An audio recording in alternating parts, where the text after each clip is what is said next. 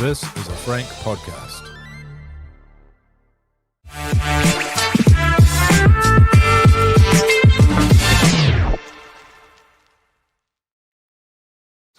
This Warriors Life, Friday Beers, live. Not on Substack, on YouTube and Facebook and wherever you're catching us. Special edition, Brad, because I am absolutely basking in Northland's Ranfurly Shield triumph. First time in my lifetime. Look at you. Big pot of Leon Rouge. Andrew Webster extending. It's been a good week.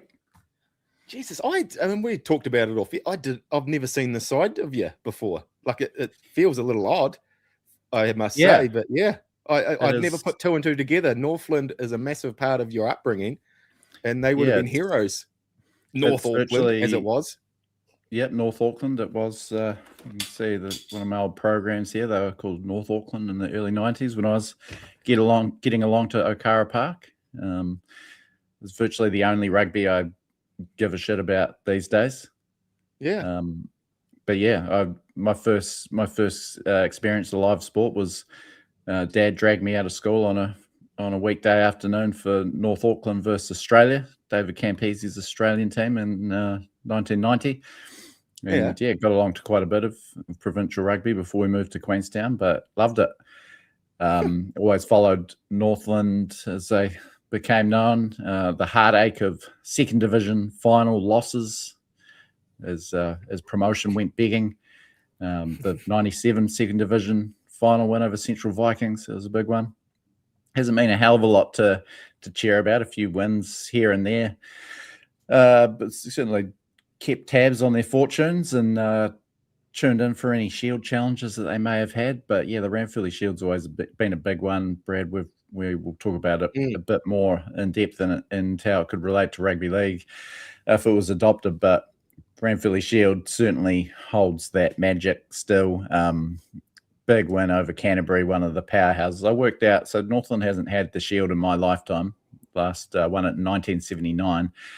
Since then, Canterbury have, I think, lifted it off or, won successful challenges at like 14 times for 88 successful defences.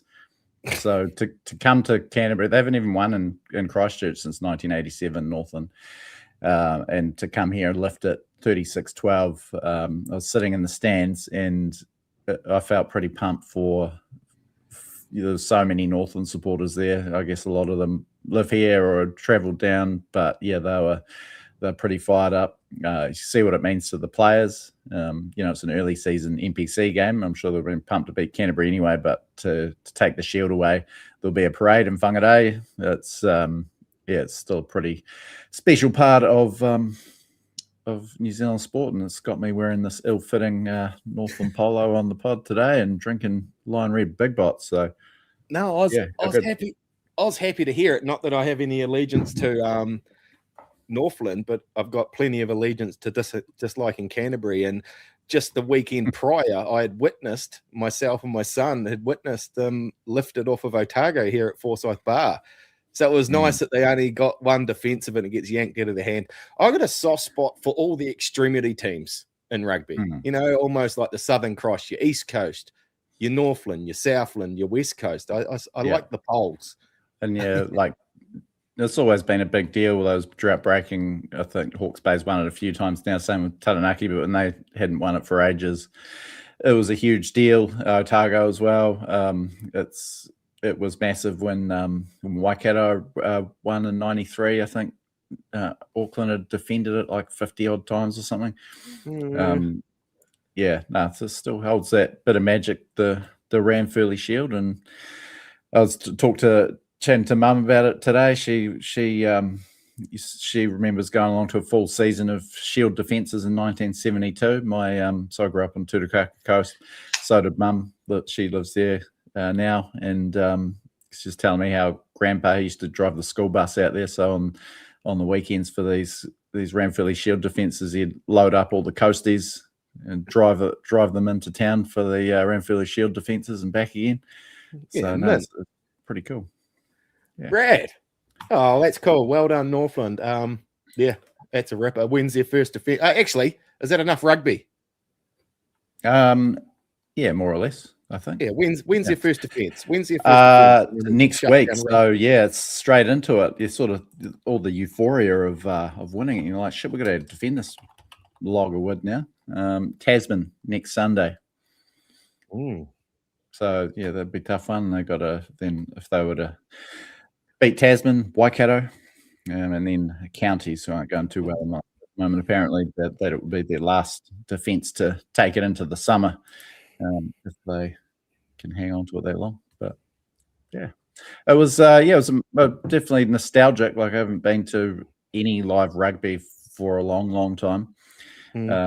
But yeah, it was. I got stirred up the emotions. It was cool, and I think obviously I'm not as invested in it as the other fans there, or as I was as a kid. But it's certainly, I think I could appreciate how much it meant to them, and obviously you link it to how you feel about a Warriors maiden premiership, and that's how that's what got me all emotional and worked up. You said cool. You said you spotted one Lou Vincent hanging over the tunnel, over the tunnel, grabbing some high fives from the Northland boys. He was born in Warkworth. We found out after a little bit of study, but yeah, Louis bloody Vincent there. That's cool. Oh, that's rad. And like you say, there's a bit of chat about what to do with the back end of a season to the teams aren't in the running, and we are going to go over that because we've been doing this for a while, haven't we? We've had a little thing going on, a little game we've had between ourselves, a little shield getting swapped around. Absolutely. And it goes back to the first season of the podcast, 2019. I do have a bit more Northland stuff, which I'll shoehorn in a bit later. But yeah, should we talk about our desire for a challenge style shield to enter the NRL? Yeah, I reckon so, because we come up with this imaginary shield in honor of your father, JD, didn't we? Named it the JD Shield. Well, we did. I think we came up with it before that. We called it the TWL Shield. This was during the first season of the podcast. Then the old man died later that year, so we renamed it the JD Evans Shield, and then COVID hit, so it kind of was redundant. But we followed the fortunes of it. We awarded it to the Warriors, just hypothetically initially, and then it passed through several sets of hands, and then the Warriors actually won it the last round of 2019 against Canberra, famous upset win over the eventual grand finalists.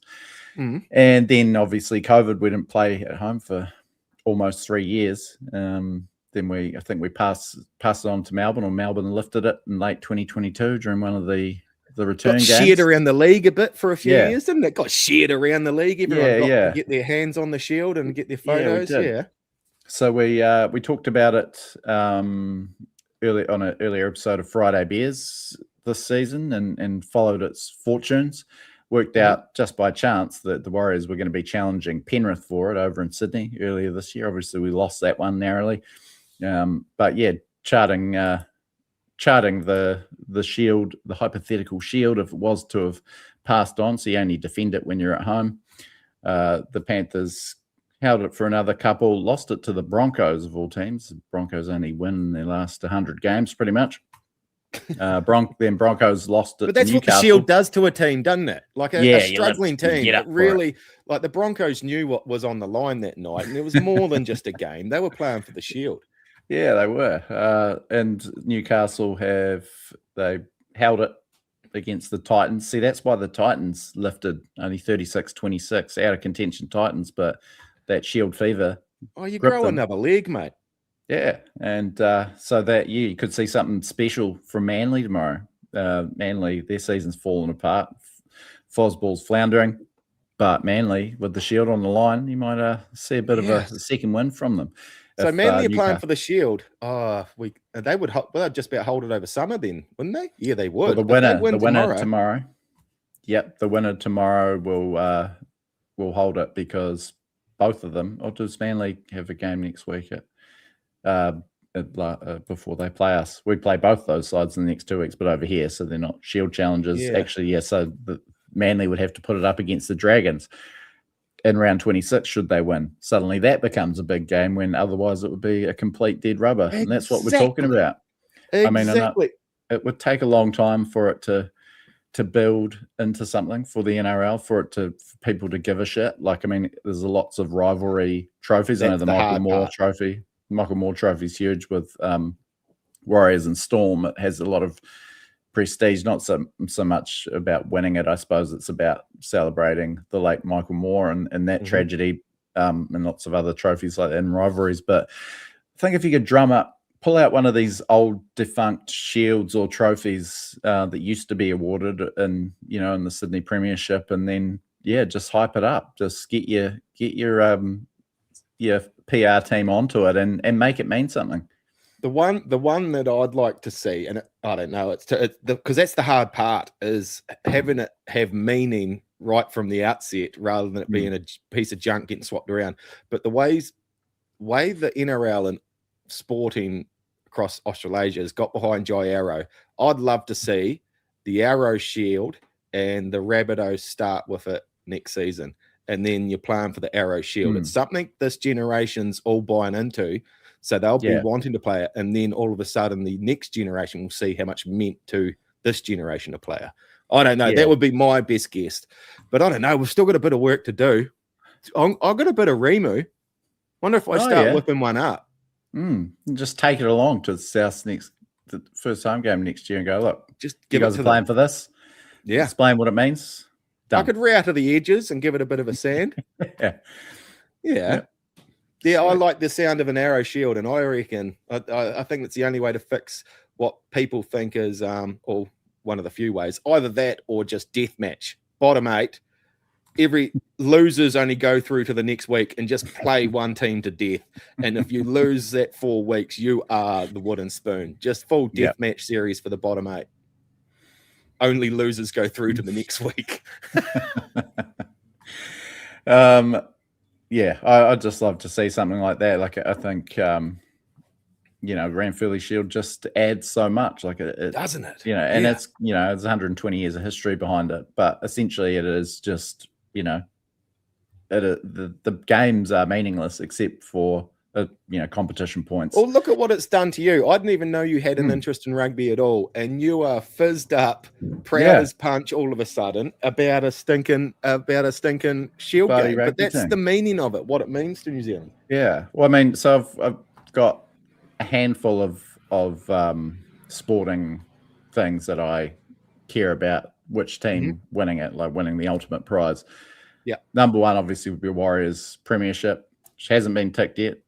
Kiwis winning a World Cup, which has been. It was like a light version. Last night was like a light version of being at Suncorp in 2008 and winning that.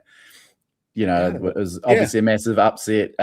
You're there with a shitload of disappointed home fans, which was very satisfying. I mean, I don't want to tar everyone with the same brush, but as a rule, Canterbury rugby fans are pretty insufferable. I know there's a lot of you. I live in the region. I know a lot of you actually GCs, but there's some shockers and there's a lot of league hating ones. So, so I have a bit of a stick in my craw about them in general. So it's good to sit amongst them and whip it up. Same in 2008 World Cup final at Suncorp. All these absolutely shell-shocked Aussie fans. And then after that, it's Cricket World Cup, one-day World Cup final, which obviously we've had some heartache in the last decade or so. But that would be that's the one, the other one besides the Warriors that needs to be ticked. Obviously back in the day, used to be very into State of Origin. It was not so much these days. And other than that, it was Northland winning the Ranfurly Shield, and the Highlanders winning the Super Rugby was a massive box ticked after growing up in Queenstown, going to uni in Dunedin, and after they ticked that box, I couldn't really give a shit about Super Rugby anymore. I don't know if I have those sort of boxes. I'd love Shane at the moment. My other two passions are following Liam Lawson, so he ain't going to win F1, but I'd love to see a massive one that would pump me up would be Van Gisbergen winning NASCAR. I'm following him hard at the moment, and I'm watching dudes drive around in circles for 4 hours happily at the moment. It's out of it, but Van Gisbergen will probably be my next biggest thing after the Warriors World Cup. I don't know. What did you were circling back? I can't remember what point I was going to go on from there, but I can't remember now. Well, I think we've made our pitch for a Ranfurly Shield style shield, potentially the Arrow Shield for the NRL. Yeah. So, yeah. Ball's in your court, NRL. Yeah.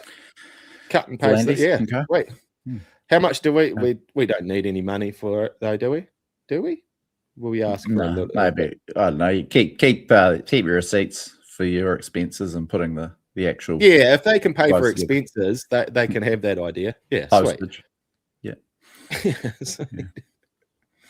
Yeah. While I'm still on this Northland buzz, Brad, I thought I would chart the history of Northlander Warriors, and there's a small but impressive thread. I reckon I know one. The Warriors' first game. Oh yeah, do you just? Kalani going? Yeah, well done. So we'll come to him, but the first one, and we're going to make him PlaceMakers Warriors legend.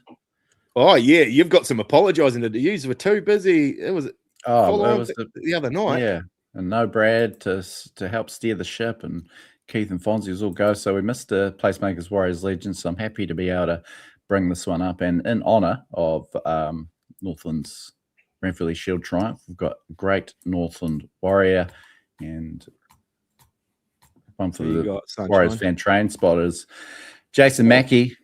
It's actually a distant relation of mine, apparently. Played in the Warriors' first ever game, came off the bench. So he's Warrior number 16, and he didn't in the first ever game. Yeah, came off the bench. Wow. I'll just bring up his Warriors stats first. So he played just the 5 games for the Warriors in that 95 season. Came off the bench 5 times in the first 10 rounds, and then it was mostly in Frank Endicott's very star-studded, by the way, reserve graded squad, stacked with Kiwi internationals, which Jason Mackey was one. He was the third player from Northland to play for the Kiwis, and the first Northland Test player to come directly from Northland. He's Takahiwai Warriors, which is a very famous league club up in Whangarei, and he, despite still playing in Northland, who were a second division province, he got picked for the 1993 Kiwis. That's how good he was, loose forward.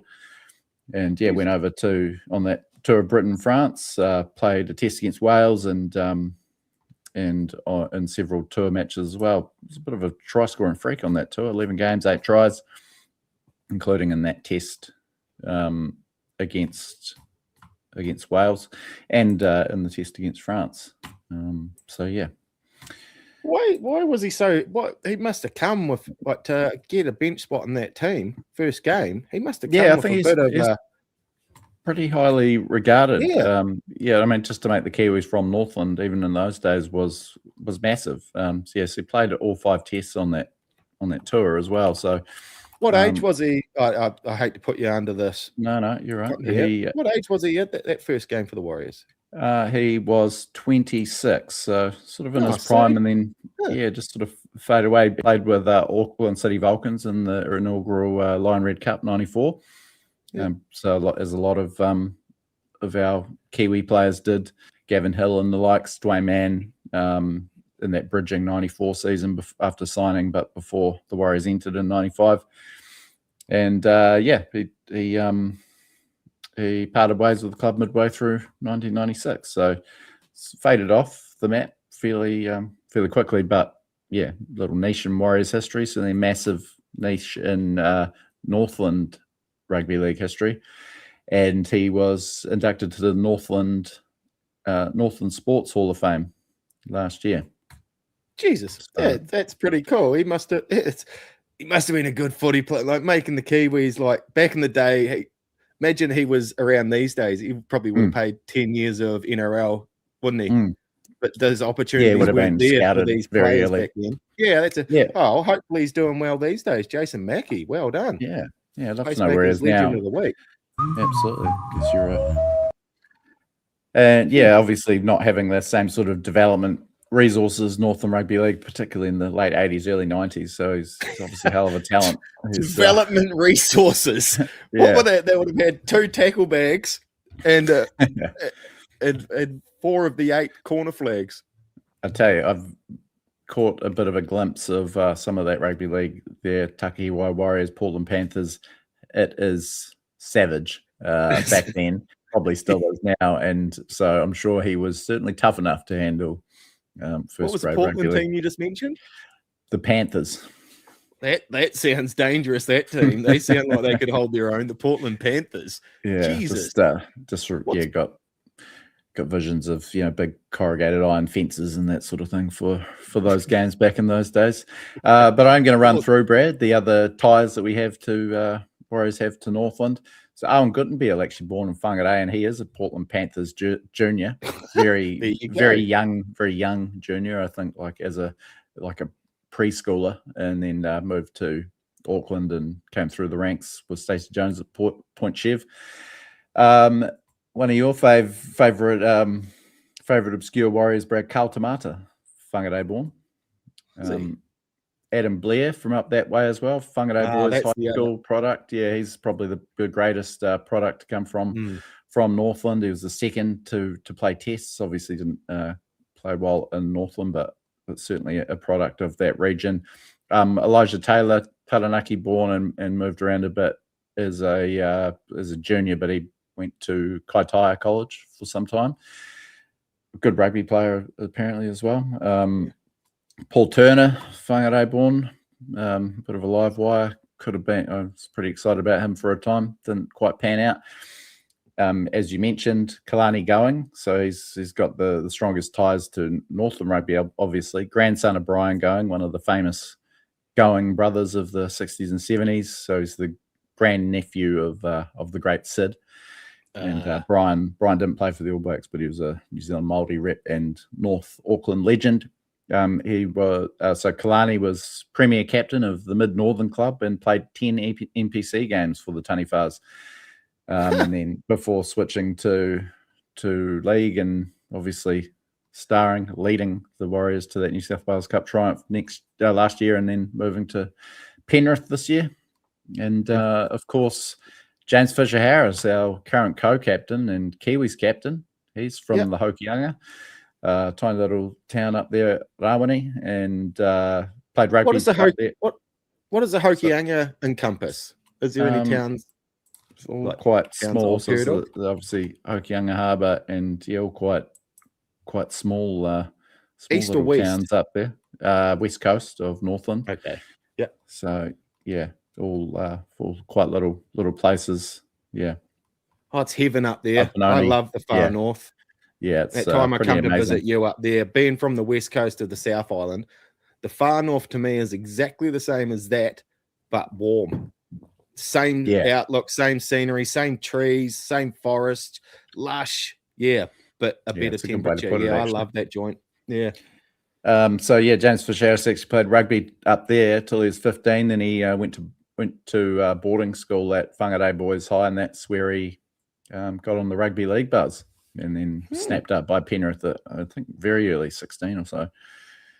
And another link to Whangarei, there's been some test matches. I actually covered a test match against Samoa at the old, was Toll Stadium by then, at the old Okara Park.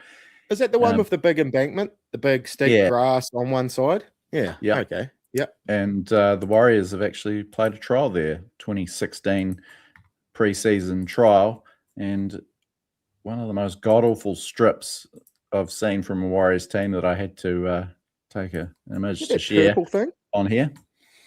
Look at that. It'll burn your retina. Oh, Jesus. It looks like the center of the sun. That's what I imagine the middle of the sun to look like. Is that right? It was, but they had a win over the Titans, who were no doubt blinded by the strip. Bet you that'd be worth a fortune, because only about 5 people would have brought that, surely. Yeah. That'd be rare as hen's teeth. If you're out there and you've got one of those, let us know. I haven't seen that pop up on all the Jersey Nerd pages or anything. Isaac Luke, he was a nice one to have around the team for a while, wasn't he? Yeah, geez, he had a great year in 2018. Yeah. Top 10 in the Dally M when Roger won it too. So he was fighting Roger for points every week. He was absolutely sensational. Just a tough little smart ass, wasn't he? Yeah. Cool.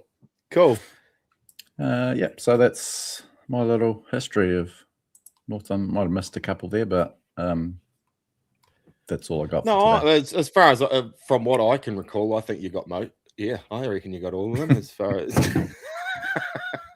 from what I can remember, yeah. So we're 25 minutes in, Brad, and we barely touched on Andrew Webster's, I guess, surprise extension. Although our avid listener Tim Gore actually had the early mail on this from Robbo.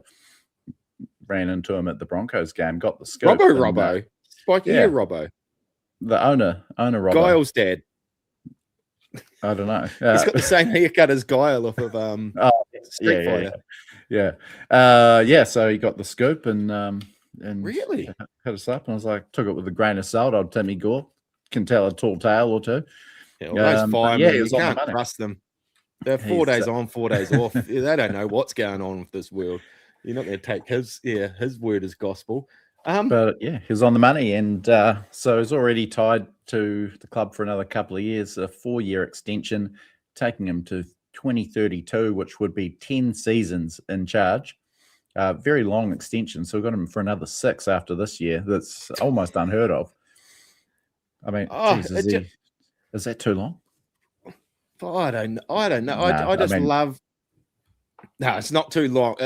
Doesn't it just anyone that's entertaining the thought of coming here, knowing, like, it just gives a stable outlook on the club, doesn't it? If that same guy, if you're coming to play with that same guy, and you can't see. I wonder if it'll be funny if we ever get to live through Webby's coaching style deteriorating. Do you know how players taper off, coaches taper off? Yeah, because it doesn't take long. So sometimes, like when it goes bad, but you just can't really see it. 2024, the second year, bit of a second year syndrome, I guess, for Webby. There was circumstances around that, but you could still see the bones of what he was trying to build. But he's clearly an incredible coach. I mean, he's beloved by everyone in the game, beloved by everyone at the club, obviously, players and staff alike. He turns seemingly average or journeyman, kind of like Bellamy had a reputation. He's a horse whisperer for a long time. Yeah, like gets all these guys playing career best footy. That roster doesn't really have any superstars still, and and they're killing every off season. We're continually sort of having a bit of a bitch and a moan. We haven't signed a superstar, but 6 months later, the dude he signed is a superstar. And it's that's what you meant. And the Warriors playing a brand of footy that is probably not hasn't been a trademark of theirs, but it's putting us in a position, probably the best position we've ever been in, to win our first premiership. So and it looks sustainable. Yeah, the style we're playing is sustainable compared to Warriors teams of the past, where we're throwing the ball behind the head and out the back and just running someone ragged. And if it's stuck, it's stuck. But you can't do that for 10 seasons in a row, can you? Whereas what we're doing now is pure. It's so sustainable. You work hard, you play. Yeah, it's going to come back. And I'm sure he'll adjust too. Like, I mean, the game changes, styles change, and I'm sure Webby will. He seems like a coach that can adjust. Probably the thing I've most enjoyed this year is we've probably criticised them for being too loyal, sticking it out with players for too long. But this year, we've seen him drop the axe on highly regarded or highly paid long-serving players. Mata Hudson, New Cordes hasn't really played much of a role this year. Recently, Adam Pompey dropped for Lecker, which could have been a bit of a gamble. The whole Luke Metcalf thing, sticking with Tanner Boyd. On the complete 180 to that, just sticking with like Leatawa, I was screaming for that dude to be cut out of the state, but he's getting better and better every week at the moment as well. Like, he's very good. It's like one of those Thermomix cake mixer things, eh? He's so good at just programming in and just let it go, and you come back and there's just results. Yeah.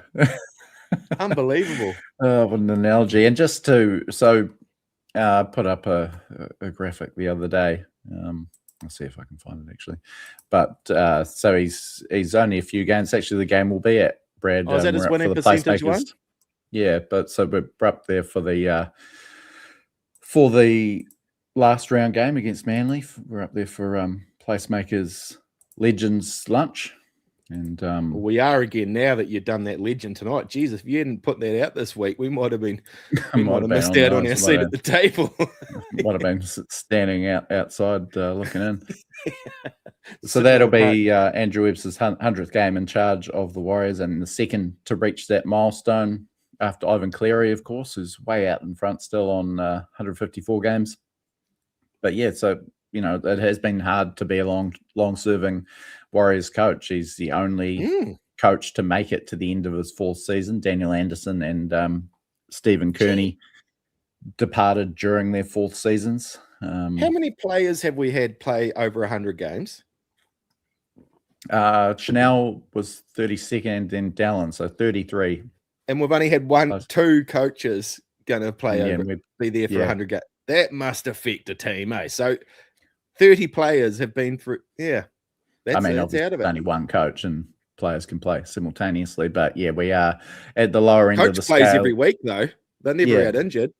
They're we're at the lower end of the scale for long-serving coaches, that's for sure. And Webster, through the results this season, has overtaken Daniel Anderson as the Warriors' most successful coach, win percentage-wise, up to 57.2.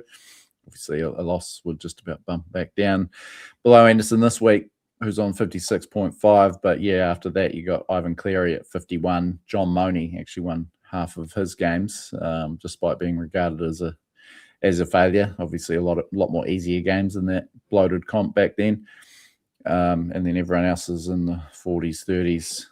Poor old Bluey. Poor old Bluey. It's awesome to have a coach, stick around for the Warriors, and one that we love and is getting results. In 2 seasons, he would have equaled the length of time, 6 seasons that Ivan Cleary was here. And we're going to get him for another 4 after that. And so just to give you a bit of an idea of how rare it is to have a 10-season coach at a club, Craig, and this is continuous, there's a few coaches that had 10+ seasons over a couple of stints, but continuous 10-season coaches, the list reads, it's not a very long one. Craig Bellamy, 24 seasons in a row this year at Storm. Wayne Bennett had 21 straight seasons at the Broncos. That was, record shattering at the time. Trent Robinson is in his 14th straight at the Roosters. Ricky Stewart is in his 13th straight at the Raiders. I guess nobody has the everyone's too scared to sack old Sticky. The ticking time bomb. That could be that could be them just shooting up Parliament down there. You'd need to have him in a Silence of the Lambs style straight jacket face thing, like Magneto, everything glass. Yeah. Steve Folkes at Canterbury had 11 straight seasons, 98 to 2008, the Bulldogs' last premiership winning coach. Brad Arthur, Parramatta, 11 straight seasons. It's pretty good haul for it took them to a grand final, but geez, a club like Parramatta. And another Parramatta coach, actually, Brian Smith, 10 straight seasons, 97 to 2006, got to a grand final and a host of prelims, couple of minor premierships. And the only other one, last on list, Tim Sheen's 10 straight seasons at West Tigers, including their only title. How long was Sheen's at Canberra? Was he not at Canberra? He was at Canberra for nine seasons. Yeah. Okay. So pretty short list, and all those coaches have got to grand finals with their clubs. Smith and Arthur and Stewart haven't won one, but all of them took their teams to grand finals. Maybe Andrew Webster will get there this year in his 4th. What was Smith's role? Remember, Smithy was here for his season, wasn't it? Was that part of Brown's mess? No, that was 2018. 2018-19. Yeah. And he was reportedly partially responsible for the Sean Johnson exit. Was he? Well, he was director of football. So obviously your hands are in recruitment, retention, and all those sort of things. Yeah, but Jesus. But Andrew Webster, how good? Yeah, that's epic. That is epic. And I was just going to segue and talking about coaching jobs, and one that I found odd that was announced in the last wee while. Kevy Walters to St. Helens. Yeah. That's out of it, eh?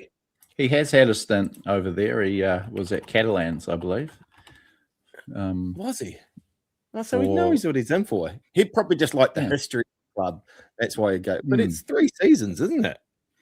Yeah, yeah. It seems an odd way. He's got that cushy Fox Sport role. Like, imagine that would pay better than St. Helens' coaching role does. Yeah. Catalans in 2009-10, and he was on the staff at, I think, the Storm under Bellamy, and Broncos. Obviously, coached the Broncos for 4 seasons. Controversially axed. He coached Queensland for Origin Series and Australia as of last year and at this year's World Cup. But does he think that does he think Kangaroos are going to be absolutely awful at this year's World Cup and is just getting out of Dodge before it happens? You can see the writing on the wall with the Kiwis. Oh, shit. I don't know if I've got it there, though. This is going to be diabolical this year. I might sign with St. Helens now and get something locked in before it all turns to shit.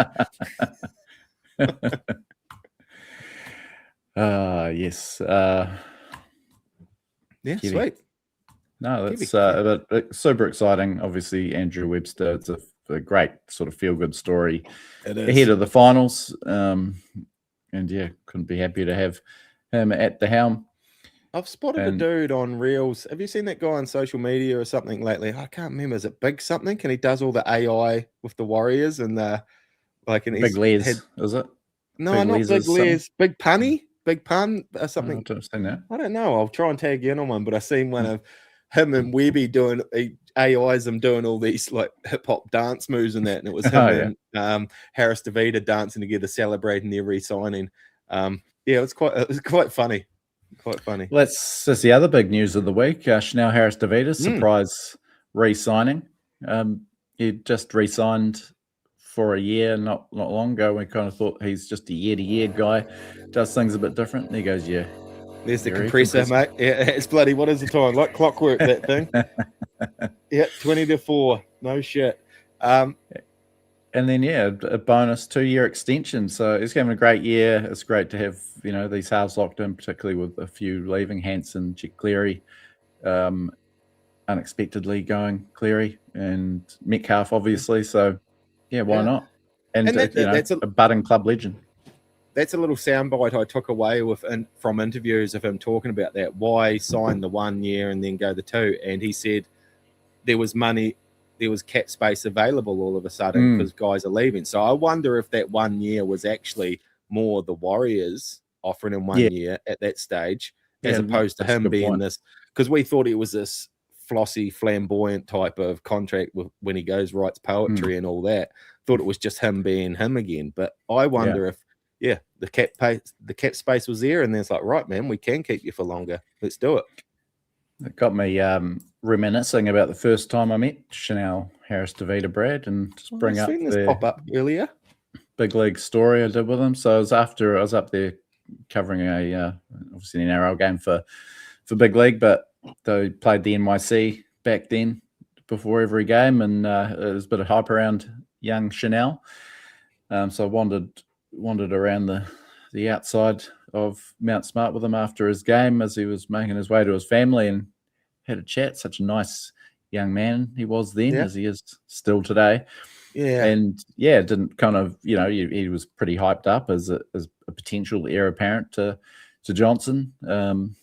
Didn't quite, realize he'd come to become such a part of the fabric of the Warriors. And nice to look back on that. He was well-spoken young bloke. He was a bit of a star in a struggling NYC team as it was back then. Won the Sunny Fire Medal in 2017, New South Wales Cup 2018, and then his debut for the top side in 2019. And he busted out the scorpion kick for the junior Kiwis.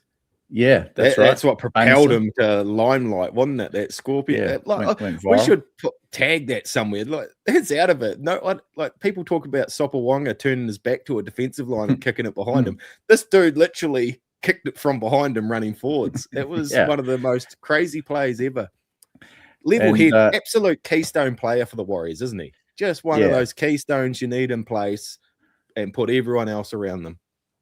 And I thought obviously the scorpion kick, everyone expected him to be a Johnson-like player, but he's so different to that. He's, the big hits have become his trademark, like pulling off hits of the year and probably about 4 or 5 different seasons, and just being such a steady influence of 5'8". He's been great with a host of a revolving cast of halfbacks this year, and now will be in the number 7 this week alongside Luke Hanson. What did you make of that, Brad? I know you were hoping for maybe a surprise Jai Linane call up. Well, that's what I wanted. G Cleary debut. Yeah, that's what I wanted. I know deep down it wasn't going to happen, especially with Webby. And Luke Hanson is the smart move, I think. He is rocks. He's solid. He's the next solid cab off the rank. Bit of experience, quite level-headed. He's not. Yeah, I think Hanson's a fine choice. And he can kick. It's not like he doesn't have a kicking game. He can kick. No. He's got a great running game, and he's got a pile of try assists to his name this year. Yeah, he can, and like I seen, it's funny. I actually it's pretty rad. One bonus out of Tamaiti Martin being injured, and it's happened quite a bit, and I've seen it on tidbits, is he all of a sudden turns into a reporter called Tim Murray. Have you seen this? Before the crowd goes wild. Yeah, and he was interviewing him the other day, and Chanel said in that interview that he will organise that side of the field. Like, who cares what he does with the ball, but he's going to organise the other 4 or 5 dudes around him, so it's under control. And then Chanel, what you were talking about his defence, like the reason he comes up with those hits, he goes, "Oh, I don't make many tackles a game, so I've got to make it. I've got to make it like worth something." Yeah, count. That's the word I can't find. Never forget that he gave up a testicle for the cause too back in the COVID years. Is he only running one? I think so. Yeah. Didn't they have to take it out because it ruptured it? Yeah. Do they run a prosthetic, or is it just one? I think you know what I mean. I'd ask for a prosthetic, surely. Even pop a golf ball in there, a little Pro V, Pro V. One of those Titleist Pro, whatever they're called. Golf ball. Jeez, what are you fucking running with there, Brad? What are you not? Probably just fucking chuck a marble in there. Yeah, but I don't know. Would you not go for a prosthetic, or would you just? I don't know. I know a couple of people that have have only one, and I'll ask them, but I don't think they've sort of look pelicanish, isn't it? I guess because you're already chopping open the bag anyway. So while you're in there, just pop in a exactly. Yeah. People get horns under their skin on their head. Like, why can't they? Because obviously the testicle is sort of attached by whatever, whereas if you put a foreign object in there, it's just sort of rattling around. It might get stuck on the other side of the existing one. It's probably opening up a few more complications then you might lose the other one. Maybe I'll stay out of the medical game. Leave it to them. But I'd like it to look, just for my aesthetics wise. Really? Okay. I'd like it to look balanced. Yeah. How often are you looking at your ball bag? I don't know, but just in case I do, I don't want to be looking at it. Yeah. I don't know if I want it like an over and under shotgun barrel. I'd like a double and then one on. Yeah. Well, I would think that the existing one just sort of like a pendulum. You reckon it compensates for the missing one? No, it doesn't compensate it. No, but it just like comes into the middle, so you're still symmetrical to a certain extent. Does the scrotum then lose weight to fit with the extra skin? I've got some calls to make after this. I'm going to have to ring up some buddies that this has happened to, and well, we need to get Chanel on and ask him, get it out for the boys. No, we need to see it. I want to feel the heat off it. But anyway, looking ahead to this game though, Brad, that's obviously the big unknown or talking point from Warriors' point of view. But geez, the way that they're playing, the way they've adjusted. Brian's tuned in. He needs an update next week on this topic. Okay, I've got some calls to make. It is a big game. I mean, I know we're feeling very cocky about our chances, and we're thinking about is top 2 and how we can overtake Penrith or the Roosters or both and get them on a premiership. But, a loss here to a team that's pretty desperate, South Sydney. Suddenly Dolphins could jump. We don't have, Newcastle is not a gimme next week at home. Manly probably looking like a bit of a free hit now, but there's a world where we miss the top four if we take the eye off the ball next 2 weeks. I looked at something today. It was forecasting what the final series would look like if it was played today, and second v third, we're playing Penrith over there. That doesn't sound like much fun. So and this one is the banana skin, like we were saying, like 5 games out before the end of the season. We're like, well, we could afford to drop one, and at the moment we're still going unbeaten on that run. This is the one I'm most nervous about with the next 3 sort of coming up. But I don't know. Do you know what? 7:30 Accor Stadium in Sydney, 18 degrees, perfect conditions, no winds, good day to light a fire. That's 7:30 Dunedin time. What's that? Same in Christchurch? Yeah, still the same. I think. We're rolling with the same time. When does that change? Gisborne, maybe New Plymouth. But nil wind. It's just, and it's 18 degrees at kickoff time. It should be a ripper. But no Latrell. He was rumored to come back this week, wasn't he? Yeah, he was named in the reserve, so that's made me feel a bit better. Even though he hadn't played since round 11, there's just something about a South Sydney team with Latrell that has a much different, scarier look about it. We beat them 36-30 last year. He dragged them back into it from 30 to 12 down, pretty much on his own, and we only just hung on. But I don't know.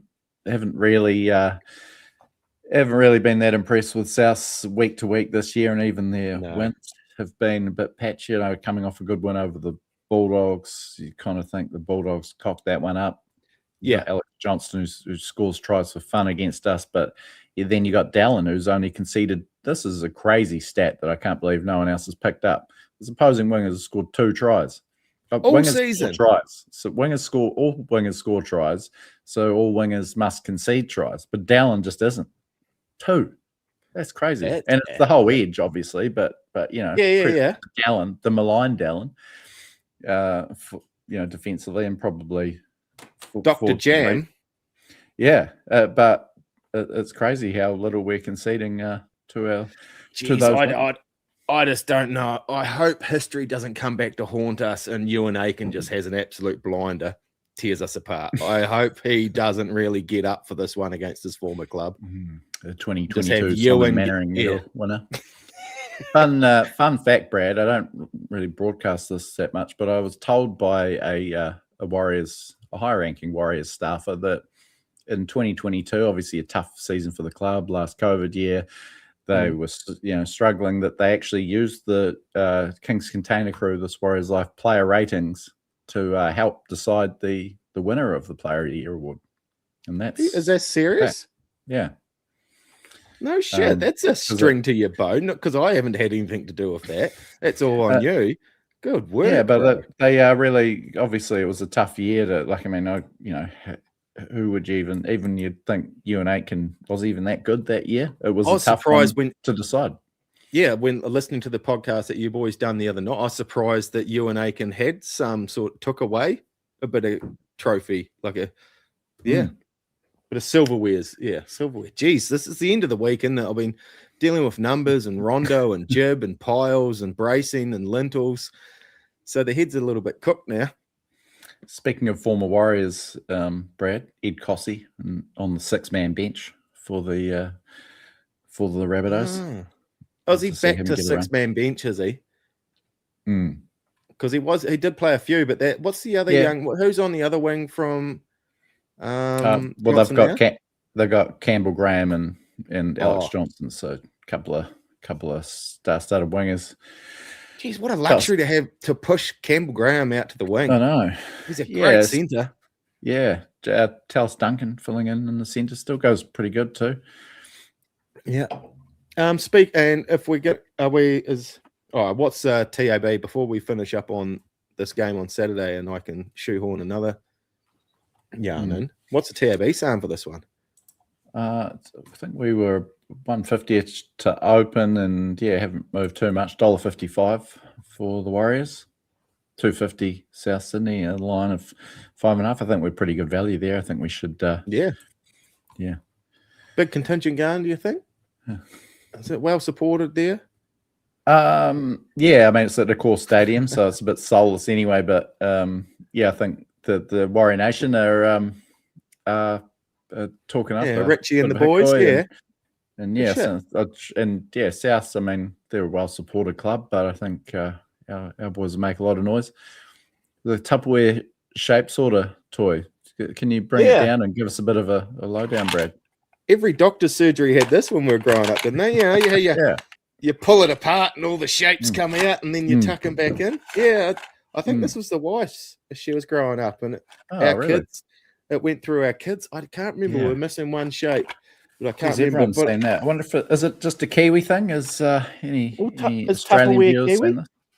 Is Tupperware New Zealand only? Is it actually Tupperware brand? Oh wow! Yeah, it's a I never knew that. Yeah, he knows his Tupperware, man.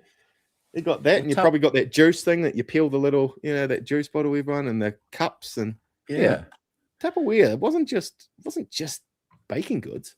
Well, Tupperware is an American company. Is it?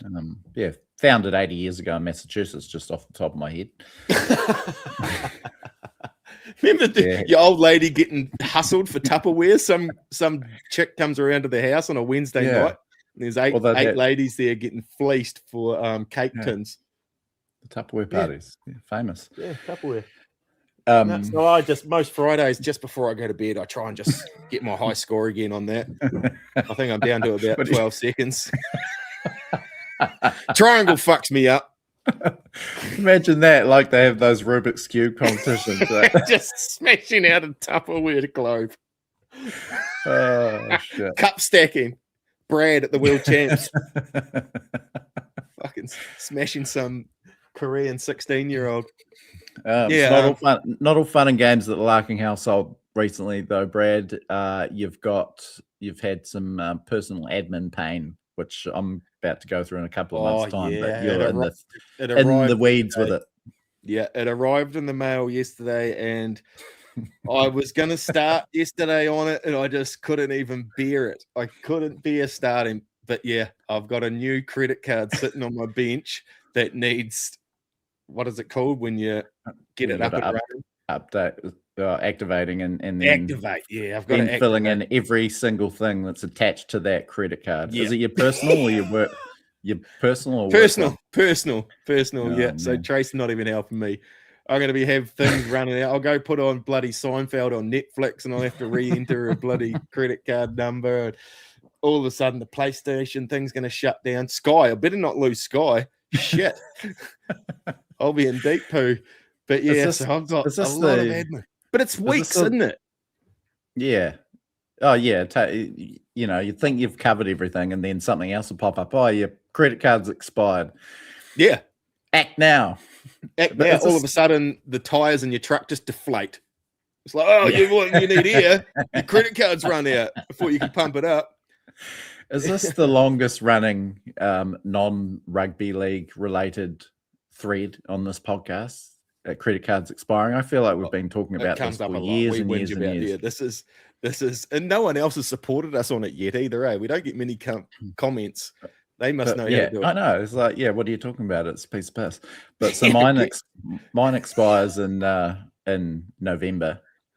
Oh, over Christmas. Over Christmas. Yeah. You're going to be trying to pay for something. And you won't see me at the beach this summer. I'll be updating forms. Getting used to a new 3-digit pin on the back. Oh, yeah. Yeah. It's going to be punishing. But I hadn't even thought of that. Looking on the glass half full person in me, Brad. When all of that's done and all of those last ones, then you look at that expiry date, and so what's the new expiry date going to say on it? Must be nearly 30, surely. Yes, isn't it? What do they do? 4 or 5 years? Is it? Yeah, I don't know. me and you both said different numbers then, so who knows? when you say a year, an expiry year, and it's got a 3 in front of it, geez, you're going to feel good. And when you know all the I'll be admin's out cock of the hoop, mate. I'll be in town waving it around, shouting everyone. Bloody Les's boy's got a new credit card. Slap it on the bar. It's on me. So come up. Hopefully I've got it sorted by that Manly game, and they sidle on up to me. I'll be able to hook you up, boys. That's bloody good. Put the early feelers out. We'll be up for the final round game against Manly. For the PlaceMakers Legends lunch. So if anyone's heading along to that, which you definitely should if you can, come along and we'll come and say good day. You don't have to, but if you'd like to, say good day. And we'll be floating around Lily World before the Manly game the next day. NRLW during the afternoon. It's 5 o'clock kickoff for the main game. Jeez, almost geez whiz. Freudian slip there. Hopefully we'll meet a few listeners. I mean, they weren't exactly coming out of the woodwork when it was just me up for that Sharks game, but with Brad in tow, I'm sure we'll get a few Brad more. and his new credit card. I should drag a couple more along, mate. I actually need to get some new update, some fresh merch actually, and any of you listeners out there should jump on and get some merch for that game as well. But I think I'll get a new hoodie. I think will. Oh, okay. We'll head up that way. Let me know. I'll order it for you, mate. You don't pay for that stuff. And we're very organised. We've already organised our Christmas do, haven't we? Anyone at the Dunedin Beer Fest? Dunedin Beer Fest Saturday. That's where TWL is going to have their Christmas do. Yeah, how good. Yeah. Can't wait for that. Do we have many Dunedin listeners, do you think? I feel like they'd be sort of loitering around your mailbox if, most walking days. Back and forth past the fence. Seeing if they can get a glimpse of... hang around like tomcats. Yeah, paparazzi. I'm trying to get to my ute in the morning. There's all these flashes going off in the driveway. No, I don't think we've got any from what I've found out. Yeah, no, I've never been recognised anywhere in Dunedin, so we'll be incognito. Shit. Oh, well. That's a pretty good shift for Friday beers, and we're very happy to bring this to the wider TWL audience. Usually this is for our faithful, generous Substack paid subscribers. Yeah, good bastards. Thanks again, guys. Yeah. Love you. Thanks, Comfort Glaze, Jake and the team. Comfort Glaze, Tom and that, Tom and Carlos, King's Container Crew. Yep. Cheer the boys. PlaceMakers. We'll see. PlaceMakers. No ugly. Lovely. Yep. Get your salty moment of the weekend this week. Yeah. What else have we got, Brad? That's probably about it. It's us. Yeah, I know what you've got. You got bloody 11 more of those big bots of Leon Rouge to get through, my man. Yep. You're on it one. Would only, I only bought 2 big bots. I'm going to confess, Brad, I don't think I could That's more than that. I did see the crate sitting there. I was like, nah. It gets so warm at the bottom, eh? It's so chilly. And also, I mean, I like Lion Red for the nostalgia value, but I don't know how many more of these I could put away. In all honesty, I did get. I remember 2011 grand final. I think I ordered it. Might have had to order it from New Zealand, but living in Brisbane, got some Lion Red over. Oh, did you? Or from somewhere. It was very hard to get. Like it was a mail order type scenario, but managed to get some Lion Red for that run to the 2011 grand final. Is beer freely available to cross borders like that? Is there nothing in it that can harm? Maybe someone. Maybe there was a stockist in Australia, and obviously they were a supporter of the Warriors. The logo was actually on the jersey still back then. I'm looking at a few jerseys here now. The little Leon Rouge. That's awesome. Oh, sweet. That's a shift. I'm going down to the neighbours for a couple of frothy ones, I reckon. Nice one, Brad. Enjoy the game, everyone, tomorrow. And we've got next week, we'll be back for Teamless Tuesday. Brad will be back on deck, I imagine. I will. Lance O'Hire making his third appearance on the podcast ahead of the Knights game next week as well. So look forward to that on Friday morning next week. Yeah. And then we're into the final round. Brad and I will be in Auckland. We've got a very special studio guest lined up. So we're not going to give anything away until it's actually happened, in case unforeseen circumstances. Let's just say it rhymes with Ron Ask or Eron Ask. Oh, Brad, I think they're going to crack that code. Damn it. Yeah, sweet. But no, can't wait to bring you heaps more content. We're all fizzed up. This run to the finals, very exciting. The finals will be, we're getting a second wind. Like the Warriors, we went through a bit of a lull, I think, energy-wise. But now we're fizzed up for these last 3 rounds. It's going to be a huge final series. We'll be bringing you as much content as we can possibly muster as time allows. And, Brian saying pints in Auckland. We'll see you then, mate. About time you met Brian, Brad. Pints or pints? Pints. I don't know. Pints. I imagine it's pints. Yeah, sweet. We do need to. Brian called in sick last time I was up there. But the run home, shaka bra up the Wah. Yeah, let's do this. Yeah, up the fucking Wahs and up the Wakan Fars, the Tunny Fars. Congratulations on that Ranfurly Shield win. What a week. Hopefully we finish it off with the Warriors win, which is, of course, the most important thing. Yeah, sweet. But everyone else, thanks for joining in on this Friday afternoon. And until Teamless Tuesday, take care of yourselves and each other.